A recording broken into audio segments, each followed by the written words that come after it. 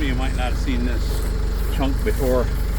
Big old hunk of white oak that I was privileged enough to get a hold of.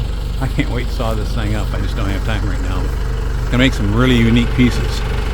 Let me show it to you here. I can't tell if I'm pointing at this right or not, but it's really a cool piece. Maybe if I zoom out a little farther. Let me get back farther like this. Maybe I'll make sure you can see it all.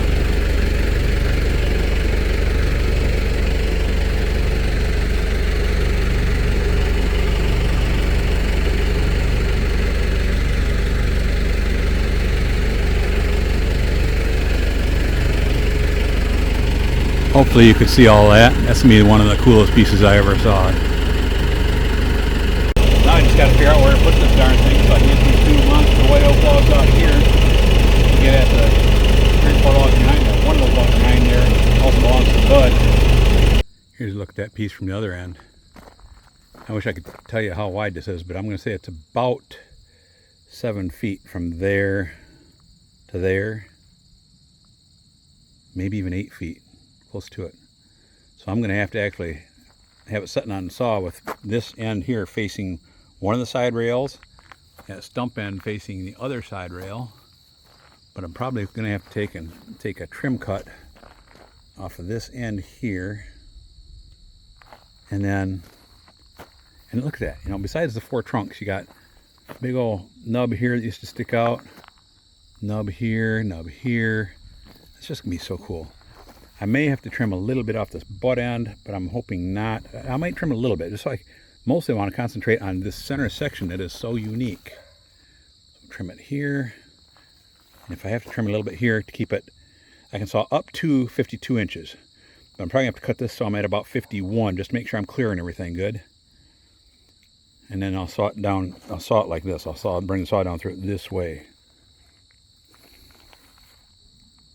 That's going to be some of the most unique tabletops ever.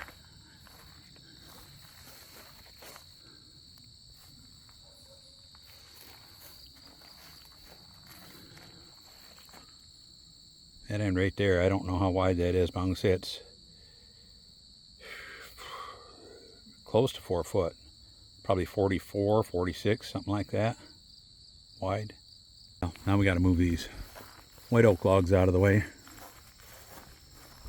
Guess I'll set you guys over here where you can watch.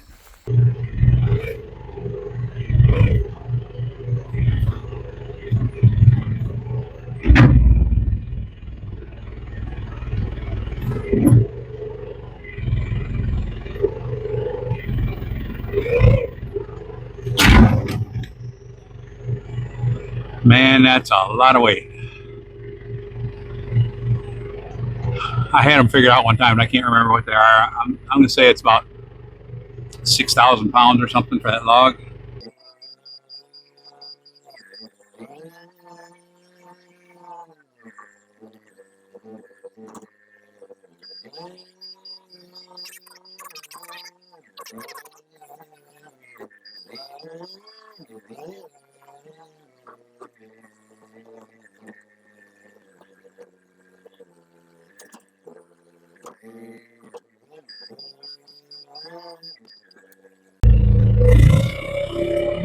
Got to raise it so I can see where I'm going.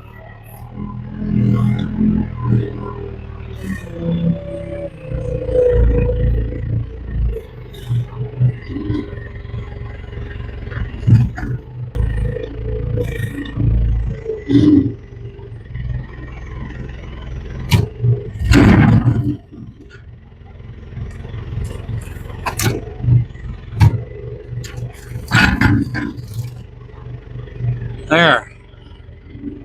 And right there's the one I want, right?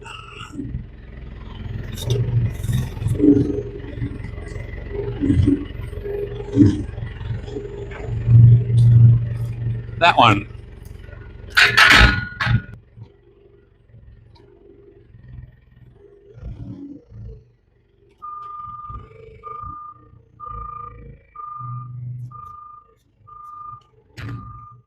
There we go.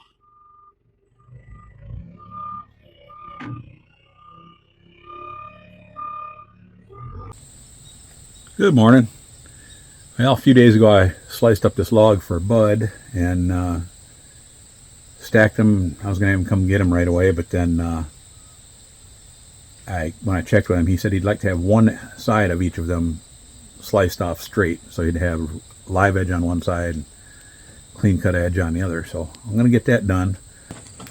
I got these spring arms a little bit.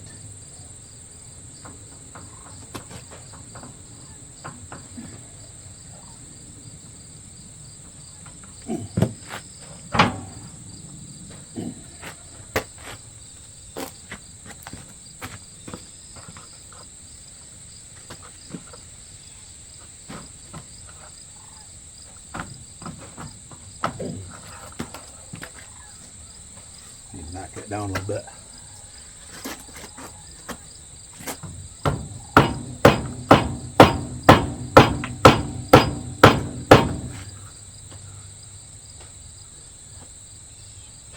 Okay, I just got to grab my tape measure and make sure I don't cut too low so I don't hit my squaring arms, and get this beast uncovered.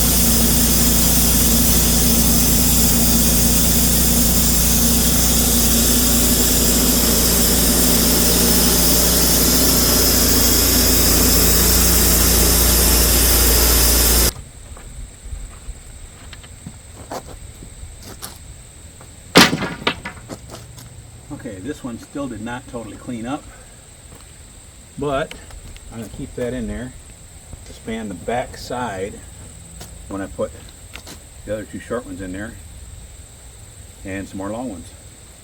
So these here are all good. They're live edge on that side, clean edge on this side. This one is still going to be the backer, so we will plan on cutting down a hair lower when we cut the rest of them. So this one will also clean up on one side. That's the game plan anyway. You take this down a touch more.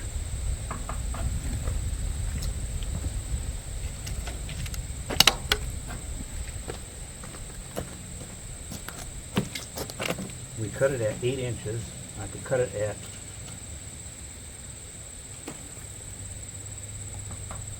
say 7 1/4, something like that.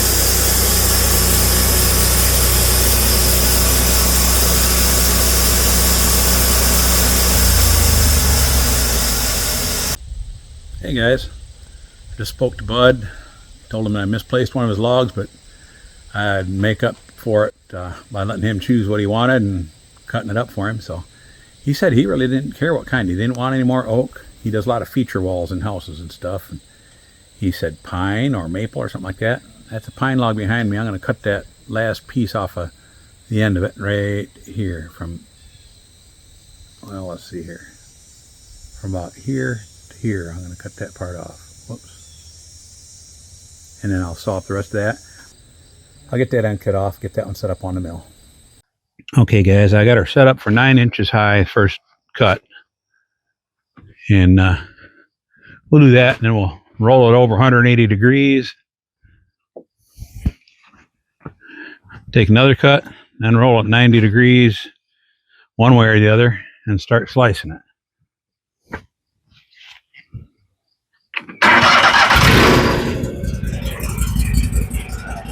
Let's turn our drippers on for our lubrication. In fact, I think what I'm going to do is I'm going to grab my little spray bottle with some diesel fuel in it, squirt just a little bit on the blade right now. Because this is pine, and I hardly ever cut pine. Real sappy.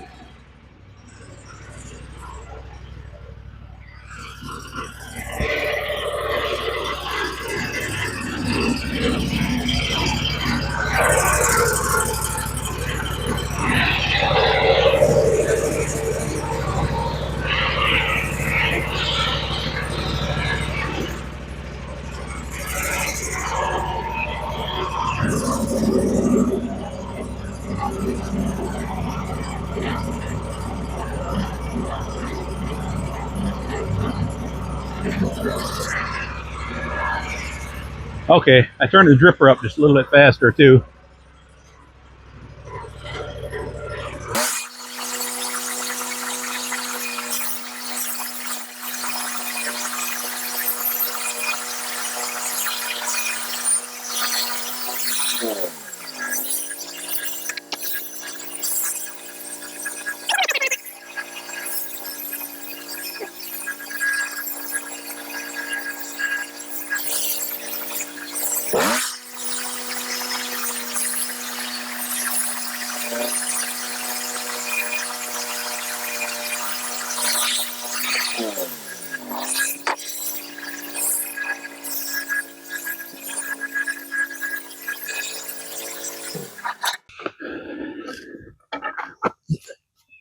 Bark and sawdust and stuff off my crossbars, cross tubes. Let's get this baby rolled over. Boy, it seems like I'm playing with Tinker toys here after cutting all those big logs.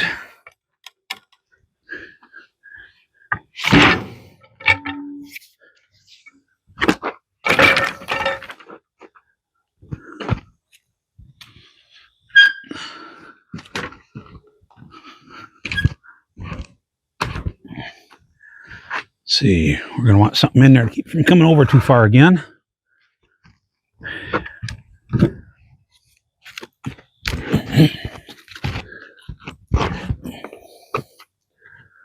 Where are we going to want it? Maybe just right there.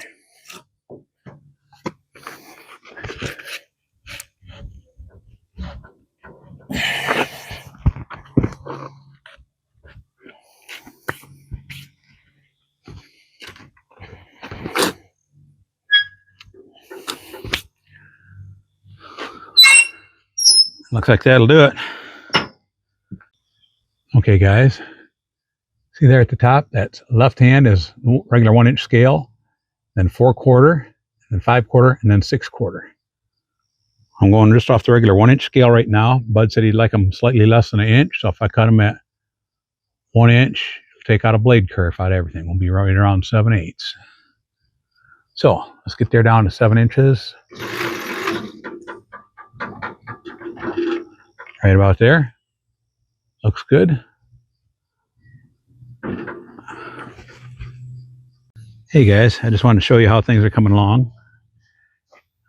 Bud said he wouldn't mind having some pine, so I grabbed a log out of the pine pile, and I'm thinking when I get ready to do my feature walls in my house, I might use some of this pine myself because it's just old enough for it to start getting just a little bit of bluing in there. That bluing is very popular these days. And the knots add to character and everything. Just really cool wood.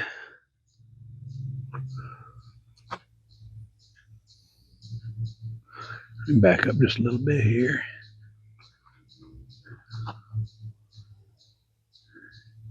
It's gonna be some nice stuff.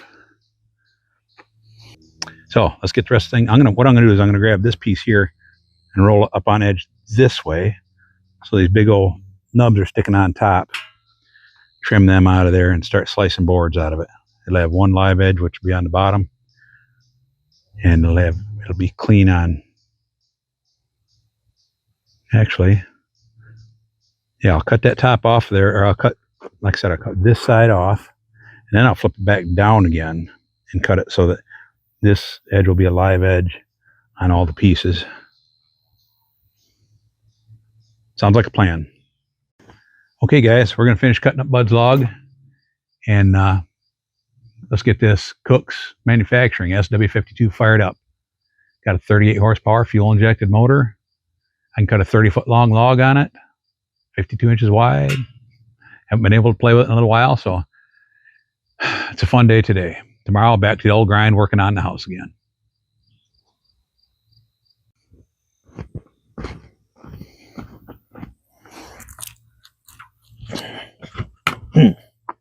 Oh, clamp's still on there.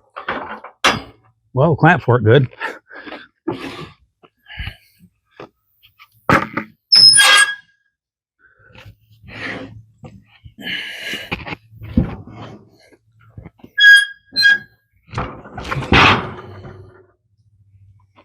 There we go. Just like that.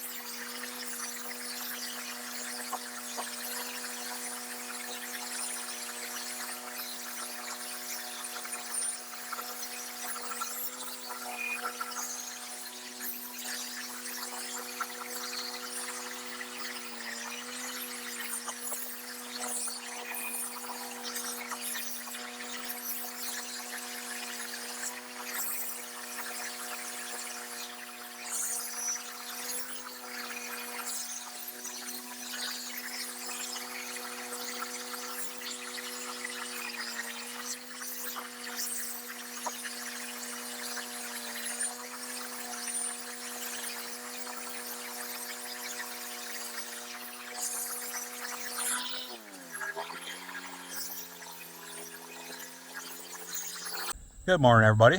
Well, my buddy Bud is here, and he's here to pick up. He picked up some cherry boards. They're in his car already.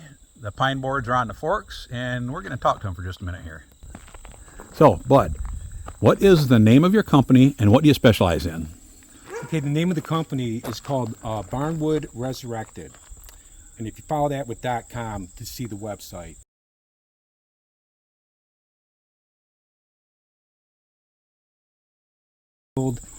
Custom accent walls inside houses, or even sometimes outside. Okay. Now you say accent walls. My wife, with her decorating store, used to say feature walls. Same, interchangeable. A feature wall, accent wall, same thing, pretty much. Well, and it's a random.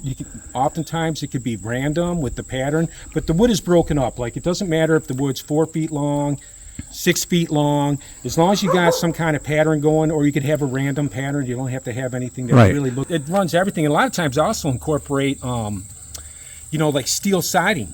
Like do steel siding on the lower part for the first 3 feet, and then run an edge on the top. Yep. And then just do random. Actually, planking. We're doing that on a long wall in our house. We're using galvanized corrugated on the bottom with an edge, and then slats above that on one wall. And I'm going to use different colors, different types of wood and stuff. Well, what you're doing is kind of like what I'd like to do as a business. Let's go. Well. And then this is not barnwood. This is like, sawmill stuff. But I like sawmill stuff because I can customize it. Yeah. And I can run I can run everything kind of equal. Yeah. And you're basically based around the Hastings area, but you spread out from there about how far? Oh, Grand Rapids, Kalamazoo. I haven't worked much in Kalamazoo, but you would, right? Trying it. Yeah, that's not that far away from you. Right. Battle Creek. I haven't worked there either before. Okay, but most of my it's within is your generally Grand Rapids. Kent County and Berry County. Okay, that's cool. Now, do you want just the website, or do you want a phone number with that? I can give you a number, sure. Do you want it on the air? Yeah, sure. Okay, well, let's hear it then. It's 269-300-7391. But it won't say Bud. Well, that's my personal phone number. Okay, for my cell phone. So it might say Bud. It says Lawrence. It could say Lawrence too. I called it the other day. Oh, did it? So it has a name attached to it. Yeah. Oh, okay. Yeah. Well, you have a voicemail on there. It says this is Lawrence Harrison. Oh, yeah. That's how. I got that set up for that. Right. Yeah. Yep. So okay. Well, thanks, and let's get you loaded up.